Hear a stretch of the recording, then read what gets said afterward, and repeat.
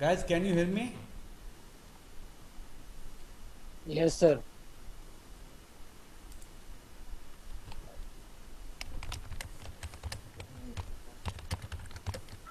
Sir, your backside Could you voice guys also hear coming. me? Try to Yes, sir. respond in the chat. Somebody just give me the response that you are I'm audible or not. Rishikesh, Prasad, Mangesh. Guys, can you hear me? Abhishek. Yes, sir, you're audible. If you can hear me, just respond in the chat that it's okay. You can hear me. Okay, thank you, Mangesh. Yeah, I am audible. The why I'm asking that, because today we are having a internet connectivity issue. It's internet is not there, so I'm using my phone to connect the internet, so that I don't want to miss the lecture. Okay, so that's why I am making sure that my voice and everything is proper. We have 11 participants and we will start the lecture. I don't want to miss the lecture because we have only two lectures, and I will be taking more lectures than whatever syllabus is suggesting, because I'm going into more details. So that's why I don't want to miss any lecture. So today we'll finish early if possible, uh, but we will have a proper lecture. At least 30 minutes lecture we'll have. Okay. So, but I wanted to have more audience today because simple reason is that a very important topic. We are starting with the actual design today. Okay, so we will see how design is done, how different parts of your yeah, different elements are designed, and how to complete the design. And then we will take a numerical. I have a video, on a blackboard. I have taken a numerical, and I will share that video in the next lecture. Okay, but for today's lecture we first need to understand what is the how to do the design. Okay, so for that I will share my presentation with you guys. Basically today our main target is to go through the process of design of a quarter joint, and then in the next lecture we'll take a numerical, or basically we'll do actual design. Okay, you guys are okay? So should I go ahead with my presentation? Okay, I hope if there is no response, then I am assuming that everything is fine. If there is any issue, like any audio or video issue, just Sir, put that in your the background chat. sound I'm also putting coming. my chat, I'm keeping my chat open. So, just kindly do that. Okay. So, my audience is not as per my expectation, but still, we will go ahead with. I'm sharing you with my presentation. Okay, so right now we are in the design of quarter joint. Okay, first of all, now we'll see this is how the quarter joint look like. Okay, yeah, this is how the quarter joint, or this is what is quarter joint. It is used basically, if you see this diagram, you can see it is used basically. There are two rods are there, and which are connected by one quarter. Now this middle part is a vase shaped element is there, which is a flat actually. On one side it will be having a no slope, but other side will be having a slope of 1 to 24 generally, but from 1 to 20 to 1 to 30 means if you go up by 30, it will go side by 1. That is the slope, or this other side of the quarter will be having. Okay, so the middle part is called quarter. It's basically quarter pin. It's a flat thing. It is very self-explanatory diagram is this. You see there is something called socket end, something is called a spigot end. Okay, now socket end has basically where you see the arrow, there is a load will be applied. It may be tensile or compressive load. Then it will pass this load to your socket, or basically socket and socket collar, which will then pass the load or the stress to the quarter with the pin in between, and then this quarter will pass it to the spigot, and then spigot will pass it to the other rod. So you got the picture that when we want to transfer a tensile or compressive load from one rod to other rod, then we use this quarter joint. Are you getting the picture? Okay, so now it is basically not used for the rotary motion. See, if it rotates, then this wedge will come down. This when if it goes in opposite direction, the wedge might come down. So it is generally used for only for not used for the rotating parts. It is used only for the static like bars. Okay. So say I want to have a kind of something pulling something else, and I want to join those two things. Like a trolley. But in trolley we need a moment. We need an angular moment. So there is a different joint. We will learn that joint also. But here, if I don't want to have any kind of angular moment, then I can use this quarter joint. So basically, it is to transfer one load from the from one rod to the other rod. Okay. So simply one rod is pulling that may be socket end or spigot end, and other end other rod is getting pulled, right? And basically that joint is done with the quarter. That's why this thing is called quarter joint. If you see this the free body diagram now, okay, if the load is P, okay, then this quarter will be say one side is pulling the quarter. So assume you are having a pull from the left hand side, then this quarter will be where it is getting pushed against this collar of this socket. Okay, it will be having two loads. P by that load will be divided into two parts, because it will be having a push from the top and push from the bottom. So load P will be divided into two parts, P by 2, P by 2. So it is having a compressive load P by 2, P by 2 from both sides. Now what will happen? It will try to pull this quarter, right? But because quarter is made of metal, it will it is not failing. That's why it will have the same P by 2, P by 2 added P in the opposite direction, and then it will apply that load to the spigot and it will pull the spigot. It as simple as that. So this free body explains how the load transfers. Okay, you have any doubt? If you are not understanding any load or anything, just kindly raise your hand or ask me in the chat. Okay, so free body diagram explains how the load is transferred. From the one rod, the load P comes. That load is applied on the quarter. Okay, where there is a socket collar, the load is divided into two parts, because there will be push from top and bottom. But other side, it will be load will be at the center. Okay, but this quarter will be simply having a load P on the center and P by 2 from the two sides. So it will basically, if you consider this quarter as a cantilever beam or simple beam, then basically you will be not cantilever beam. This is a simply supported beam. Support at the two what you can say ends, or then it will be having a load at the center and it will bend. It will make a U shape. Okay, just assume that quarter. Just try to assume the quarter is horizontal and having two supports P by 2, P by 2, and having a load from the center. So it will be basically undergo bending, and we'll use bending equation to find out this load. Okay, or basically stresses in the quarter, how it fell in the bending. But picture is the quarter will be pushed from one side, and then or pulled from one side, then it will be pulling the other rod, and that's how the quarter joint works. You got a clear picture of how the quarter joint works, right? Okay, okay, somebody has, okay, sir, your background sound disturbed. Okay, I am using microphone, so there should not be any disturbance. Anybody else is having same problem? Because I'm using microphone, so there should not be disturbance. But if it is disturbance, it might be because I'm using my phone's internet. Today the college internet is not working. Okay, so you might have a little technical issues. So just bear with me. Okay, so if it is clear, then we'll go ahead with the. Now this is how the quarter joint look like. Okay, so if you see, I have shown you three pictures of quarter joint. Actually, they are all same, but I just want to have a clear visibility. Okay, if the first is how it looks like in actual. Second, if you make transparent, how the socket, how the socket is. I have made the socket so transparent, so that you can see the spigot and how the quarter fixes in it. Okay. So this quarter is basically having one side will be straight, other side will be taper. Actually, generally taper is not made on the both sides, because it doesn't give any kind of benefit, but it is difficult to what you can say operate. So it is better to have a taper only on one side of 1 to 20 to 1 to 30. Okay. So socket, one rod, one end will be connected to socket, and spigot will go inside the socket. Like see the bottom diagram.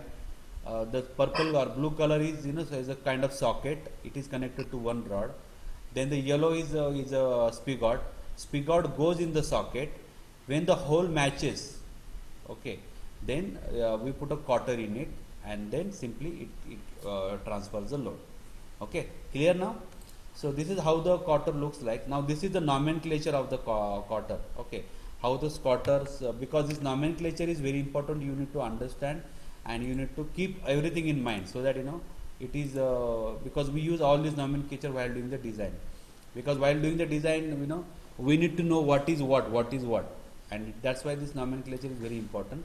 I hope it is visible to everyone, because you know I have tried to make diagram as big as possible, but I also want diagram as well as the nomenclature also in the same figure. Okay, if you see now, same quarter whatever we discussed is in the picture. Load is on the one side, right? Then the load is one rod is getting pulled, other rod is getting you know, basically is pulling the other rod using quarter, and this load is P. If you see on the rod A, so if we say that there is rod A having which is connected to, if you see, it is connected to collar, and rod B is connected to spigot. Okay,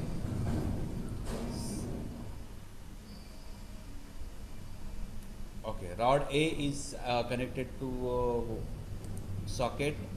I'm actually now I'm having some kind of disturbance here. Some car is going on. Just hold on. I'm getting disturbed. Okay, so it's gone now. Sorry about that. A rod A is connected to collar. A rod B is connected to spigot.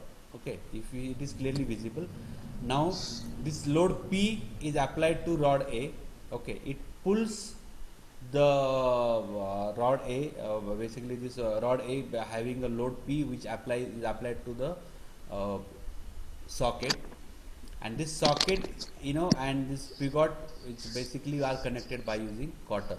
So if you see, quarter is having straight on one side and it is having a taper on the other side. So how you will simply, you will put quarter, you will put the spigot in the socket, and then you will push the quarter. You will basically with the hammer or something, you will push it, and when you want to disassemble it, you will simply push using hammer, you can push it from the other side, the quarter will come out, and your assembly is disassembled. Okay, it is as simple as that. That's how the quarter works. Now see the nomenclature of the D. D is the basic diameter of the rod. Rod A and rod B, both it is assumed that both are having same diameter. So it is basically diameter is denoted by symbol D. D is diameter of rod A and rod B, or basically we will call it rod. Okay, rod which is carrying the load P. Then there are four diameters.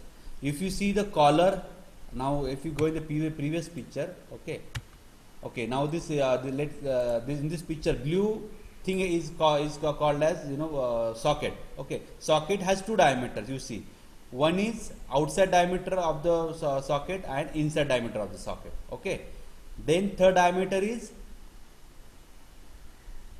what is basically diameter of the spigot, but it is diameter of the spigot is equal to inside diameter of the socket, so they are matching. Okay, so that's why there are only two diameters. First is outside diameter of the socket, inside diameter of the socket, and inside diameter of the socket matches with the diameter of the spigot. Okay, third diameter is, if you see collar, okay, in between the spigot and the rod there is a collar of the spigot, that is your diameter 3, D3. And fourth diameter is the collar. Behind the pink quarter you can see there is a collar of the socket. That diameter, it is little bit more than your collar of the spigot, that is your diameter 4. Okay, so clear now? There are four diameters.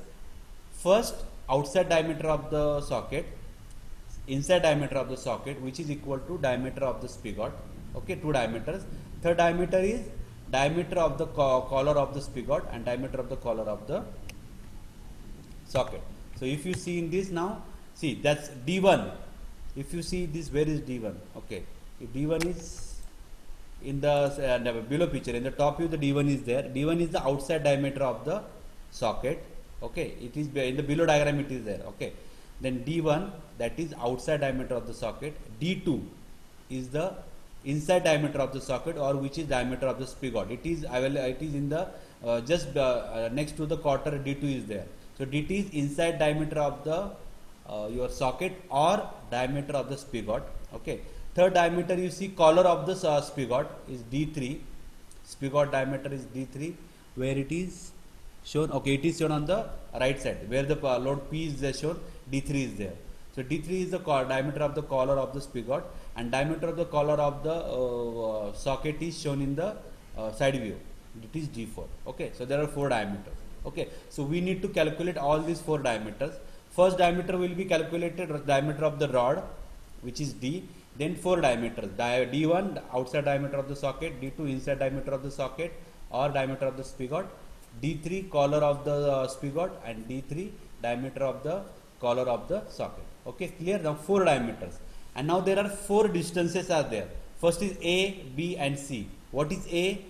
A is the distance between end slot of the end and the spigot end to the your gap, basically where the slot is there for the quarter, between that slot and spigot end, that distance is A.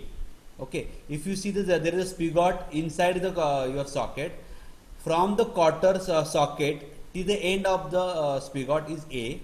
Then B is your quarter width, whatever width of the quarter you have in between, that is B.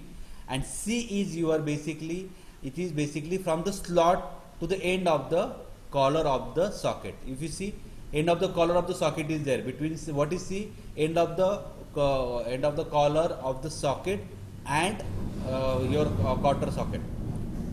That distance is C. Now this is A, B and C. Okay. Now what is there are 2 thicknesses. One is thickness T, that is thickness of your quarter. So this is the only important thickness we will be calculating. Thickness of whatever quarter we are going to design, we will be having width of the quarter and thickness of the quarter. How thick is the quarter? That is the thickness of the quarter. And the next is thickness of the spigot collar. Now see, if you see the collar, there is a spigot collar also have a thickness. That is also we will calculate it, because it might undergo shear failure. That is spigot collar. Okay, and then L is the length of the quarter. So it is more than actually socket collar. Whatever socket collar you are having, D4. It is your length has to be more than that, otherwise your quarter will not work. Okay, so quarter length L is length of the quarter, and it is generally more than D4. Okay, so these are all the dimensions. Just I am repeating again the dimensions. There are 1 diameter, which is diameter of the rod, then 4 diameters of the your collar and spigot. D1 outside diameter of the socket, D2 inside diameter of the socket or diameter of the spigot, D3 collar of the spigot diameter, and then D4 is diameter of your collar of your socket. Okay, then there are 3 distances A, B, C. A is between socket and end of the spigot. B is your quarter width of the quarter, and C is your from the socket end to the end of the collar of the socket. Okay, and there is the 2 thicknesses, thickness of the your quarter and thickness of your spigot collar. Okay, so we will be calculating all these dimensions while doing the design. You clear now? Actually it's taking too much time because I wanted to complete the design today. So you guys are with me now? Everybody is able to understand? I just want to take a quick review so that I want everybody on the same page. Otherwise we will simply proceed with the. Okay, there is nothing in the chat, so I will continue with this. So we got now clear picture of what are the different nomenclature or different dimensions of a quarter. Quarter is having 3 parts, basically 4 parts, but rod is not part of quarter. Rod will be there, A and B, then socket, quarter and spigot, which are connected by the socket, basically of the quarter. Okay, so there are 3 parts, we have to design 3 parts. Now your collar will have what? Outside diameter, inside diameter, diameter of the collar, right? Then your spigot will have diameter of the spigot and diameter of the collar, and your quarter pin will have thickness and width and length. Okay, so these are the dimensions we will be calculating. Now how we will do the design now? Now basically what we will do, we will try to see how each part will fail, and using the failure criteria we will find out the dimension. Now as we discussed in the previous few lectures, how any design is done. we will know the material, and by material, by then we know what is the stress, limiting stress. It may be yield stress, ultimate stress, whatever it is. Using those limiting stresses, we divide it with the factor of safety, and then we will get to know what are the different what you can say stresses in the or stresses or that particular element can take, and for the stresses we will do the design. Okay, this is the procedure. I am repeating again. Using the whatever limiting stresses we have given SYT, we will divide it by factor of safety, and then you will get the working stresses, and we will use those stresses for our design. Okay, this is how we will do the design. Now we will see how each part will fail. Okay, now tell me, looking at this quarter, let me see what is in the next diagram. Okay, so next diagram basically how each part will fail. We will first try to understand how each part will fail. Actually, for this I would like to have a what you can say your physical presence. Means with that only I can get to know, or I will get a clear picture whether you are understanding or not. Now just try to assume you are having a load on this quarter. Now just assume how it will fail. Okay, now or how it might fail, different parts might fail. First, assume the rod will fail only under compression or tension, right? Because it will not see what kind of failures are there. It might, any component might fail because of your tensile load, because of because of your compressive load. These are the direct loads, right? Or it may fail because of the shear. Shear means cut. Now to understand what is shear or how shear failure happen, I generally tell students to understand or visualize by assuming that your part which is failing is made of a soft material. So like assume that it is made of your flour with your mom's cooked chapati or any other soft material, or made of a cream. So whatever part you want to test under for the failure, just try to assume that it is made of very soft material, and then see how it is how it fails. That way you will understand the shear. Shear means cut. Shear is a simple meaning a cut. Okay. So simply basically to visualize shear, just assume it is made of a soft material. Okay, then it might fail under shear, it might fail under twisting or torsion, right? Means it is having a twist, or you are rotating it and it fails because of that twist, or it might fail because of the bending. Like example of bench, you are sitting on something and then it bends and then it fails. So we have to find out what kind of failure any element can be fail because of any reason, and you have to just find out how it fail, and then you have to make sure that your element doesn't fail, and you have to finalize the dimension. That's how we will do the design. Okay. So I am taking too much time explaining you, but I want you guys to understand the whole design process. Okay, first, now your rod, how it will fail. It will be, your rod will be under what you can say tension or compression. So it will fail simply because of the direct stresses, that is sigma T or sigma C, and its sigma T is equal to P by A, load upon area. Area of cross section is pi by 4 d square. We know the diameter of the rod is d, so your area of the rod is pi by 4 d square. So P by A. So if we know what you can say load, and if we know the allowable stress, then we can find out the D. Clear? Again, stress sigma T is equal to P by A is equal to P by A is pi by 4 d square. So if we know P, which is load, and if we know sigma T allowable stress, then we can find out D. Clear? Okay. Next, now socket. How, just assume now how socket will fail. Socket will fail because of you can say direct stress. Okay, or it might fail because of the shear. It is getting shear. So let me just open that diagram. Where is the socket? This is pivot. Okay, this is how the socket will fail. Okay, this is how the socket might fail. See, if you see here, it direct stress. The first diagram, it gives you load is P and it is failing in between. Now where is the area is smallest? The area is smallest where the your quarter socket is there, right? That's where they have shown the area under tension. Okay, there whenever they are making area under tension, that's where it will fail. Means what? Means it will if you apply direct stresses, it will fail where it is having minimum area. So the socket's minimum area is where there is a socket for the quarter right? So that's what is the area now. Just try to assume what is the area. Area is pi by 4, outside area is pi by 4 d1 square. D1 is the outside diameter of the socket, D2 is the inside diameter of the socket. So pi by 4 d1 square minus pi by 4 d2 square, right? That is your area, which is cross section. But again, from that you have to minus this part. What is this? T is the width, right, of the thickness of the quarter, and is d2 d1 minus d2. So d1 minus d2 into T will give you the area in between. So that will be your area under tension. Okay, I will just repeat it.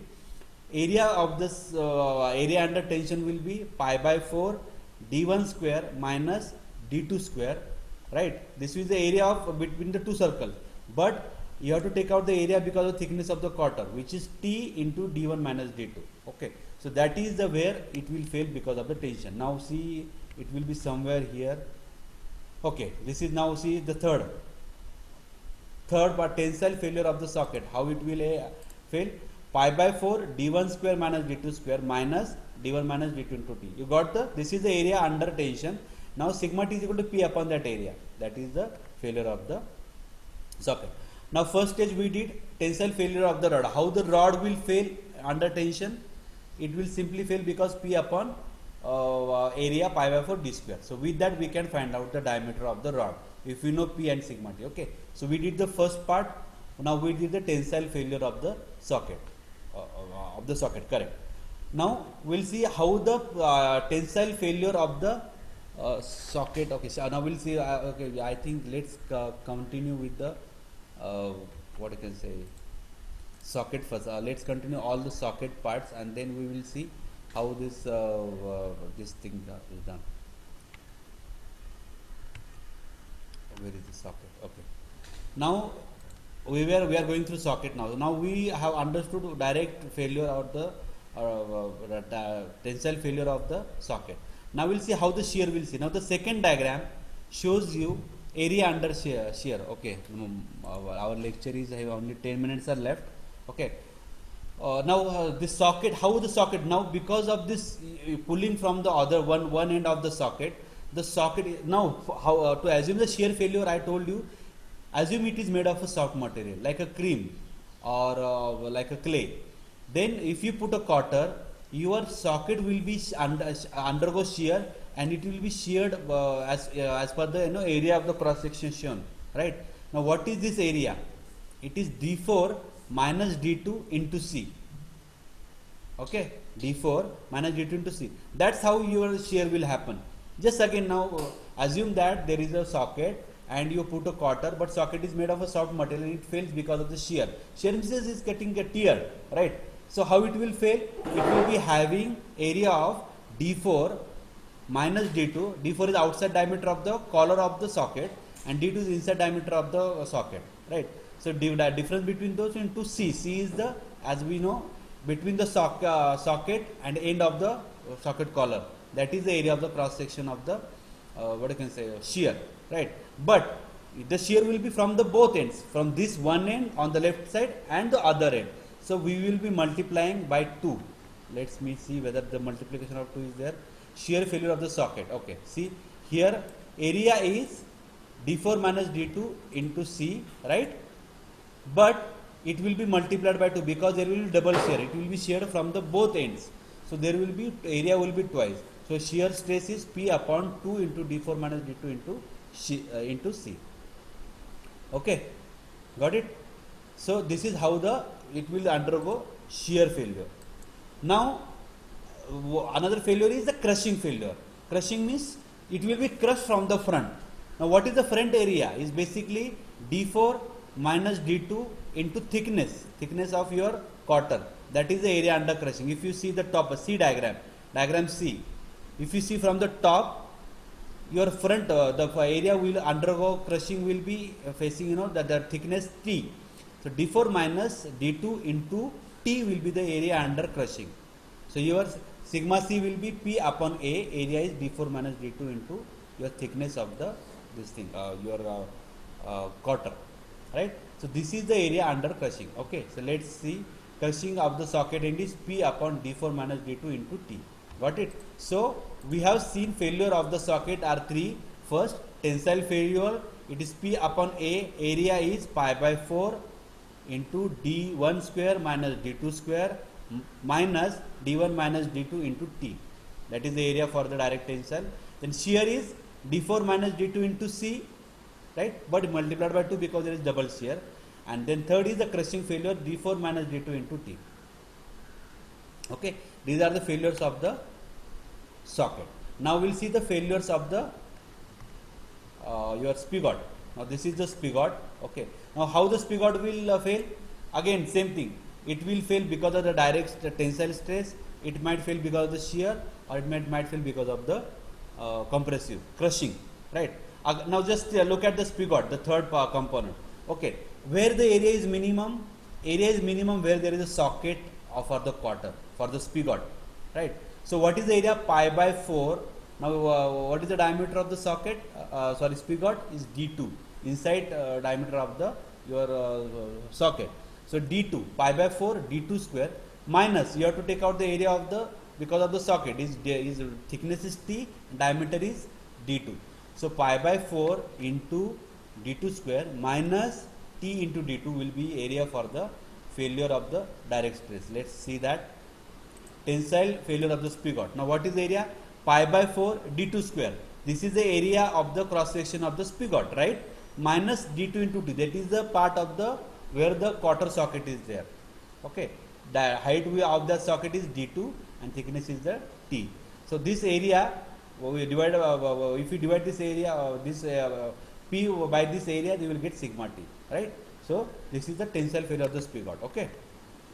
Now how this spigot will fail in this thing? Okay, let me just open the diagram of the spigot. Okay, this is spigot.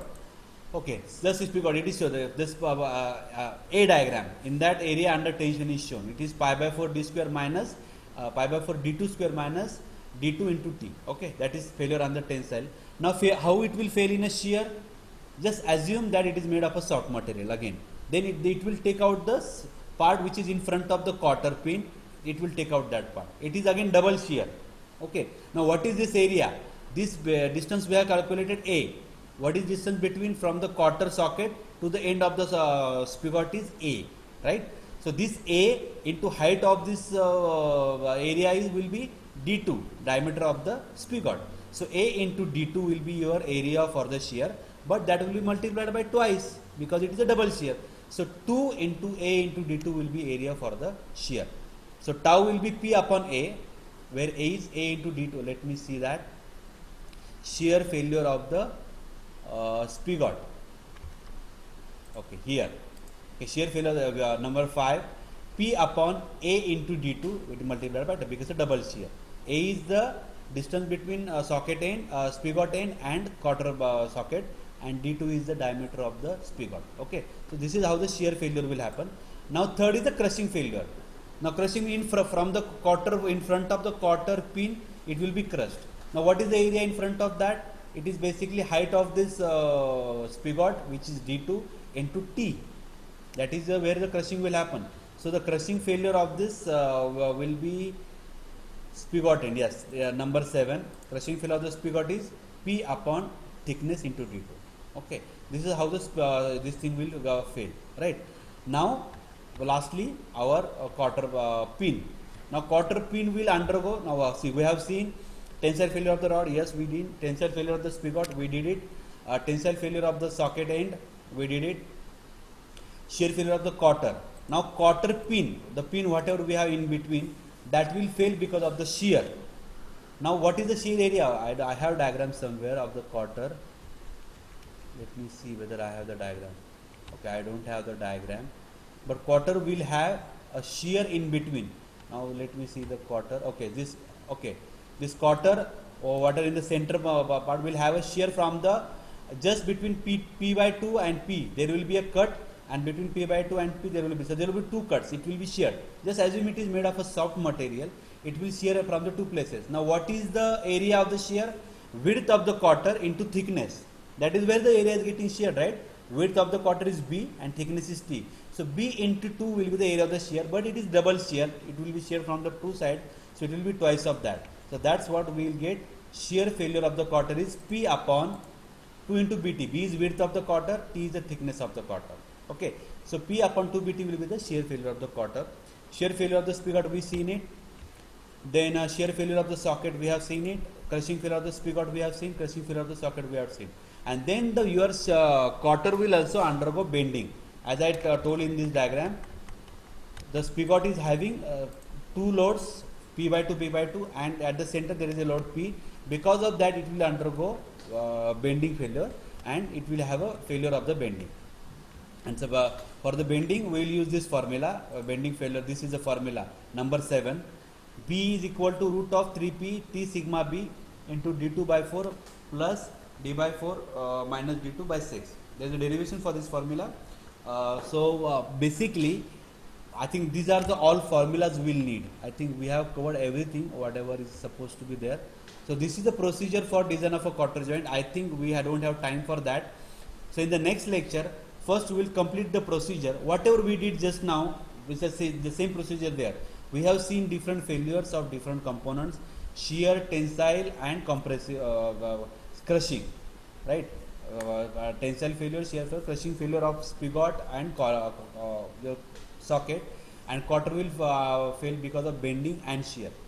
So using these all failures, we will see in the next lecture we will see the procedure for this thing.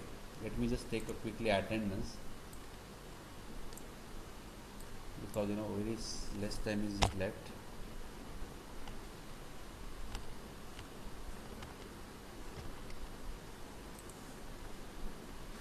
Just give me a few seconds. Let me just take a screenshot of the attendance.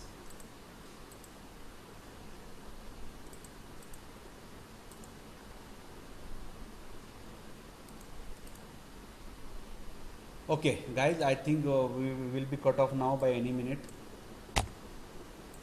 But